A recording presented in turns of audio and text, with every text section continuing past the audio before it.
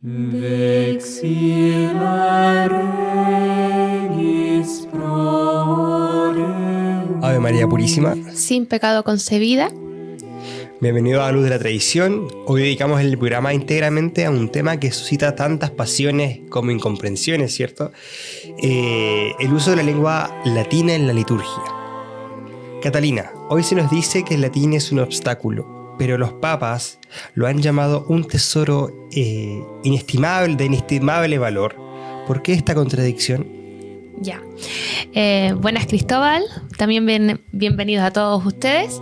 Hoy día, como aquí decía Cristóbal, vamos a hablar sobre el latín y especialmente en su calidad de sacramental.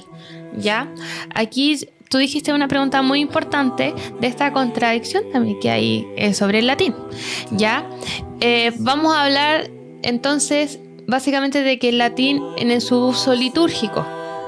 Y nosotros hemos visto todo este cambio también que ha habido en la liturgia. Este ataque contra la liturgia, Sí. este cambio contra la liturgia, la perversión de los sentidos, del sentido de lo sagrado, ¿cierto? Que tiene mucho que ver precisamente con este tema del latín, que vamos a intentar profundizar, no tanto, ¿cierto? Para no perder esta manera accesible que tenemos de abordar ciertos estos programas, pero queremos hablar de ese tema el día de hoy. Sí, de manera muy básica, el latín era la lengua que se hablaba en el Imperio Romano, ¿cierto? Bueno, haciendo una historia muy básica del latín, claro, era una lengua que se hablaba en el Imperio Romano, ¿cierto?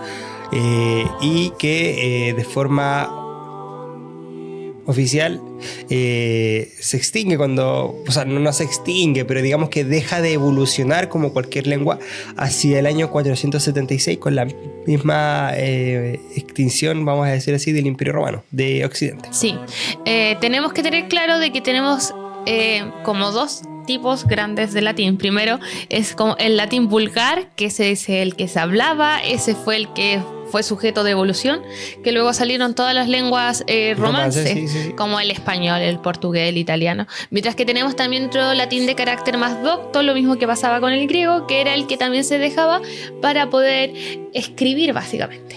Ya, y hay que tener claro de que igual la iglesia naciente, mucha de esta hablaba este latín vulgar, que era el latín que estaba sujeto a la evolución, y que a la vez este es el latín que también la iglesia bautiza y que también hace propio, porque también era el idioma común en todo de ese entonces del occidente. Sí, pero igual para no generar una confusión en las personas que nos pueden estar viendo, hay que entender que la iglesia, ¿cierto? El latín que ocupa es un poco diferente, sobre todo en su pronunciación al latín, vamos a decir, estándar o itálico, ¿cierto?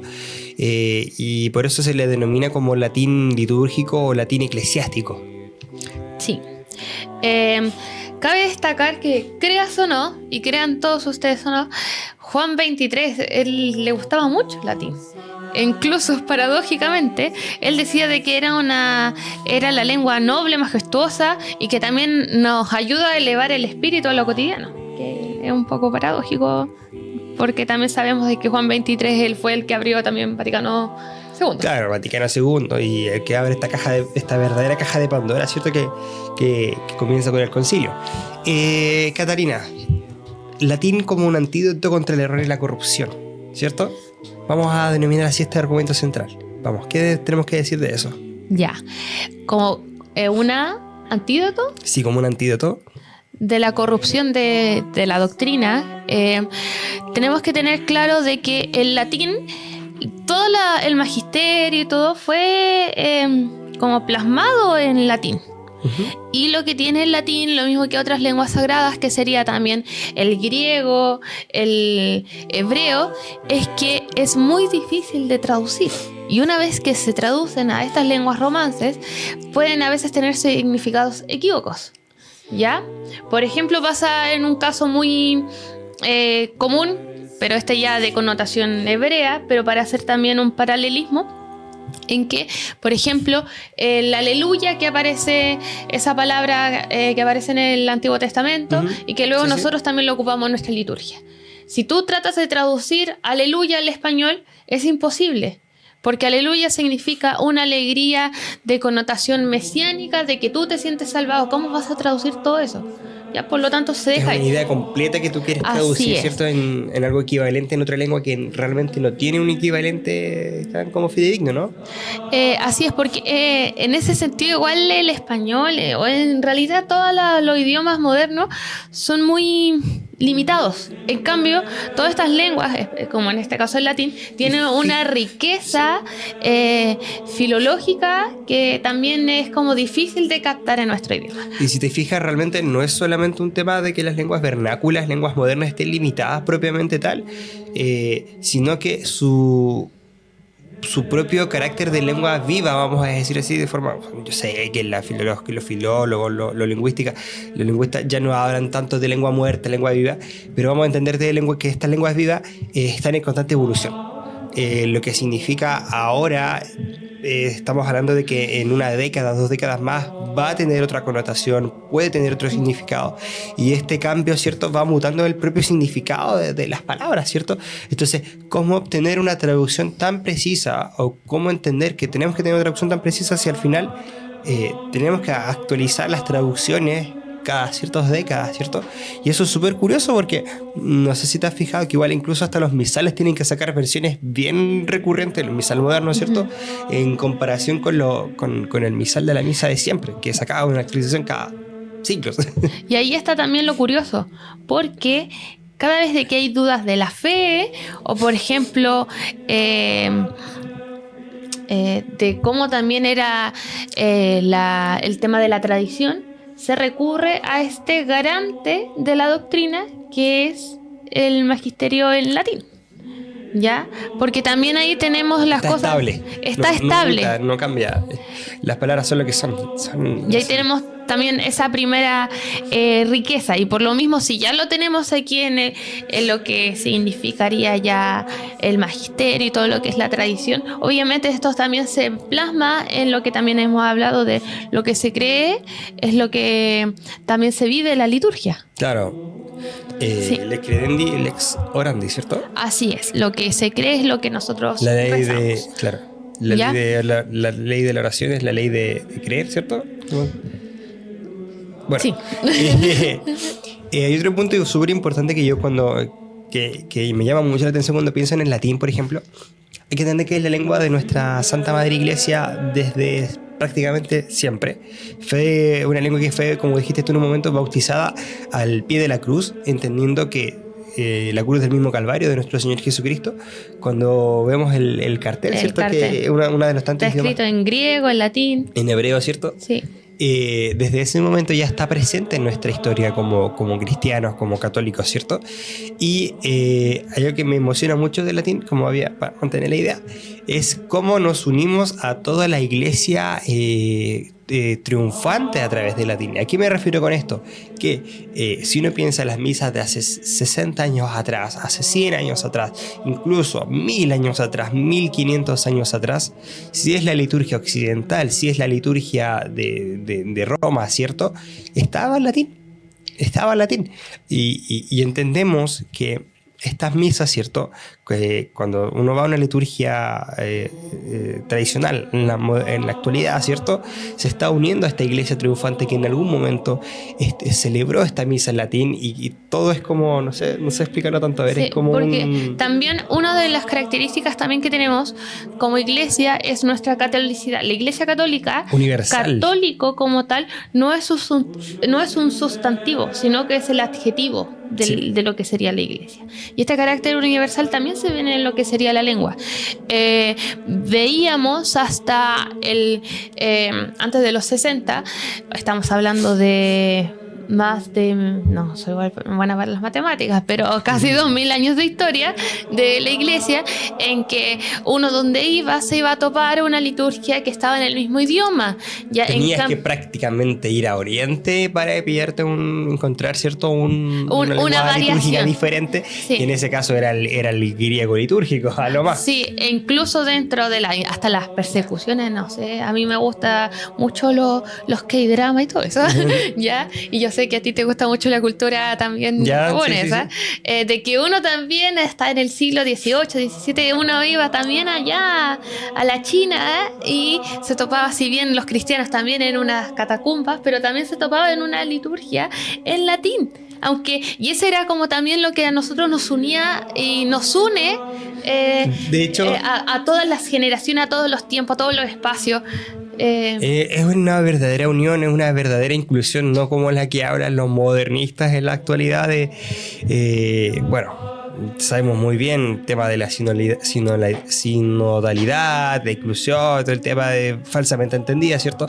Dentro de la Santa Iglesia, con estos cardenales modernistas que reclaman que debería haber una mayor diversidad Sí. diversidad lingüística, ¿cierto?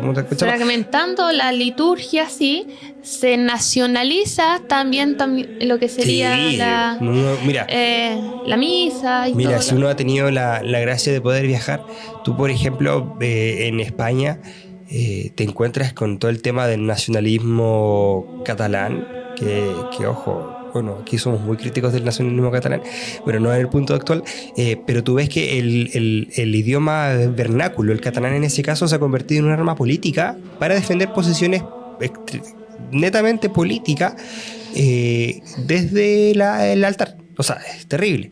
Y en segundo lugar, por ejemplo, como yo decía, los que hemos tenido la gracia de poder viajar, cuando fui a Lourdes, la Lourdes original, habían carteles que, no sé, pues, misa en español a las 17 horas, misa en francés a las 16 horas, así.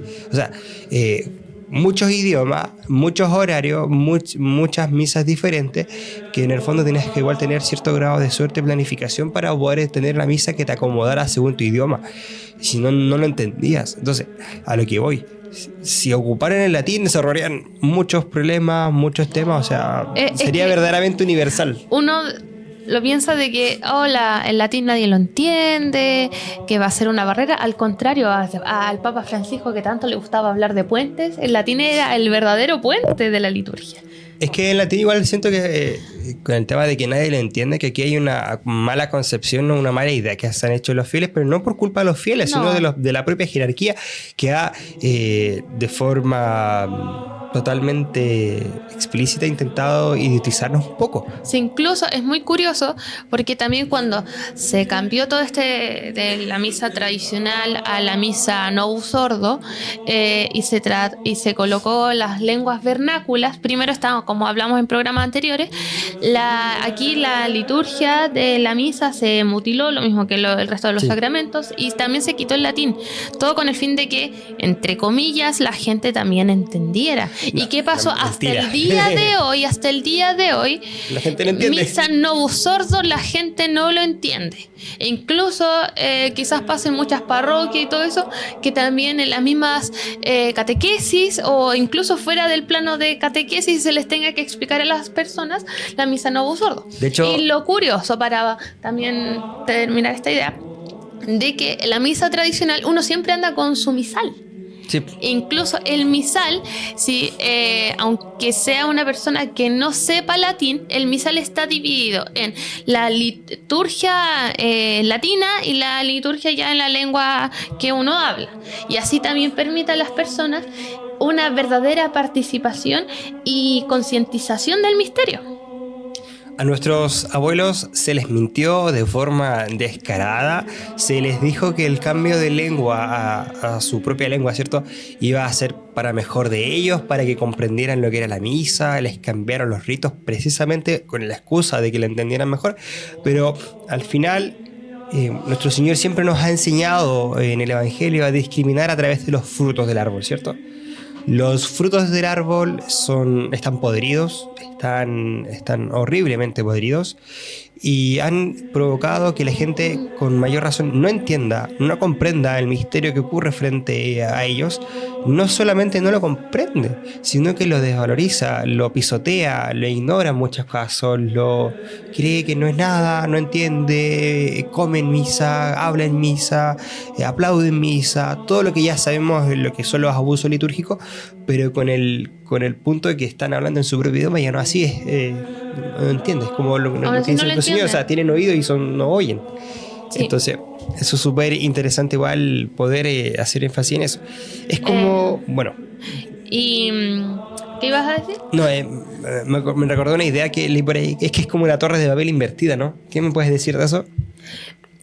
A ver, vemos de que también esta contraposición de la Torre de Babel, de que sabemos de que la Torre de Babel, todas las personas por ambición que hablaban un solo idioma, después se les dividió, Dios les dividió dándoles a cada uno su propio idioma. Luego vemos también cómo sería la mirada esperanzadora que da luego el Espíritu Santo en el Nuevo Testamento, en Pentecostés, cuando cada uno que hablaba su propio idioma les permitió a los apóstoles también hablar su idioma para poder la evangelización. También el latín tiene esa connotación evangelizadora, porque vemos de que también el latín tiene ese poder litúrgico, espiritual, que nos anima también a la oración. Y Incluso ese punto que acabas de decir se conecta con la siguiente idea, el latín como algo sagrado que nos protege incluso hasta del demonio. sí, y antes de continuar, que con el tema de las misas tridentinas, que nuevamente les animamos a que puedan participar, puedan también estar con un misal bilingüe, porque de verdad de que fomenta una participación más consciente de la liturgia. No, y aparte que es pura práctica, tú vas después te sabes, aprendes de memoria, Pero la más- riqueza de aprender. Más que eso, el hecho mismo de tener así las oraciones así, tanto en latín como en español, y que de verdad uno lo entiende de mejor manera que... Ah, y sobre todo porque los misales tienen como una pequeña explicación de qué Sí. significa cada oración y por qué es tan importante. Entonces, por ejemplo, te vas dando cuenta de que la oración de que está diciendo el sacerdote muchas veces en voz baja, hablando en la misa tradicional, no es simplemente una oración cualquiera, sino que está ocurriendo un verdadero misterio a través, ¿cierto?, Sí. de este canal que son las palabras, en este caso también el idioma latín. Y ahí está también el punto que tú querías decir, sobre el tema de que le espanta al demonio. Es que el Esa latín con- es un idioma, como dijimos, bautizado, ¿cierto?, al Sí, pie de la cruz. y ahí vemos de que el latín es un sacramental, no es Así cualquier es. cosa, es un Como sacramental. un escapulario, como un rosario, como el agua bendita, como un crucifijo. Es un sacramental igual que esto. ¿Tú, Cristóbal, conoces al padre Gabriel Amor? Ah, famosísimo. Yo creo que nuestro vidente, ¿cómo? No, Televidente. televidente. No creo que ninguno no lo conozca. Ya un famoso exorcista, de los tremendos exorcistas que ha tenido últimamente en la iglesia. Ya murió hace unos años atrás, ya bien viejito, a los 91 años. ¿Qué pasaba con él? Él decía de que cuando él practicaba el rito exorcístico, cuando lo hacía en latín, tenía como una eficacia más poderosa que cuando lo hacía, por ejemplo, en italiano, porque él era italiano, ¿ya? Y eso mismo lo compartía con el resto de sus hermanos exorcistas, que también llegaban a la misma conclusión, que también el rito antiguo exorcista que había, que también estaba en latín, tenía más eficacia que el nuevo rito exorcista, que estaba también en el idioma de cada uno. Igual es importante hacer énfasis en ese punto, que no es, o sea, obviamente es por el propio latín como tal, que tiene esta mayor eficacia, es una lengua sagrada. El latín es la lengua de la obediencia, de la iglesia, al demonio le molesta muchísimo. Pero también es importante en ese punto señalar que el rito de exorcismo antiguo con el nuevo está, al igual que todo lo posterior al concilio, está recortado, está muy recortado, y eso igual obviamente le quita una eficacia importante. Sí. Y como aquí tú decías, el latín es la lengua de la obediencia, ¿ya? Aquí la iglesia, las cosas que manda no es como porque se le ocurran y todo eso, porque también sabemos de que todas estas cosas que el Señor le ha dado a su iglesia ha sido también herramientas espirituales para nosotros. En este caso estamos hablando obviamente de lo que sería el latín. Por eso, y además las oraciones litúrgicas, tanto de la liturgia exorcística, etc., estamos hablando de que está en modo, ¿cómo se dice? Imperativo, que es de mandar, sí, de imperativo. la autoridad. Es importante igual a través de lo mismo que hemos conversado el día de hoy, reflexionar sobre el peligro que implica que el Vaticano en este año ya esté dejando de escribir de a poco los textos oficiales en latín. No sé El si primero esa- fue hace no menos de Francisco, un, el sí, que pero hace escribe- no menos de un mes ya salieron una seguidilla de documentos ya en lengua vernácula que no tienen su origen en el latín oficial, que es cierto que ocupa la iglesia. Pero Y igual eso es un comenzó poco- con Francisco. Claro, sí. O sea, desconozco. Yo la verdad que vi ahora hace poquito la noticia y vi un documento. No, y- sí, ya está hace rato eso. Y es preocupante, la verdad, ese abandono por parte de la iglesia. Y como dijo nuestro Señor, o sea, por los frutos los reconoceréis. Hay que tener ojo en estos casos, ¿cierto?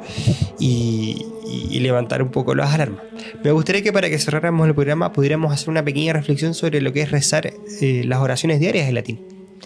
Al principio puede costar un poquito, ya, pero también es una experiencia muy, además de entretenida, es muy preciosa porque también te das cuenta de que cuando tú te topas con alguien que es de también de la iglesia, que habla otro idioma, tienen eso Un en vínculo común. en común. En común, que pueden rezar en el mismo idioma y en un idioma que también es milenario y además de que tiene esa carga espiritual que de por sí el latín permite también una mayor profundización en la oración. Rezar en latín no significa solamente rezar solo, o incluso acompañado con la gente que está, sino que significa rezar con toda la iglesia bimilenaria, o sea, una carga, una profundidad no menor. Sí. Ojo, cuando aquí también hablamos de la oración en latín, obviamente no estamos hablando de la oración individual, que eso uno lo hace también en la lengua que sabe. Claro. Aquí estamos hablando de la oración comunitaria. Sí. Sí. Y también obviamente sin perder lo que es el sentido de la conciencia de lo que uno está rezando. Por eso vale importante, si pueden, conseguir su misal, latín, O español. incluso en el mismo internet a veces uno Por eso, conseguirse Sí. en general esto tiene un valor incalculable y creo que va a dotar de una riqueza a nuestra vida espiritual tremenda. Sí, Así que eso, Ave María Purísima, sin el ave concepta. hasta pronto. Vexilla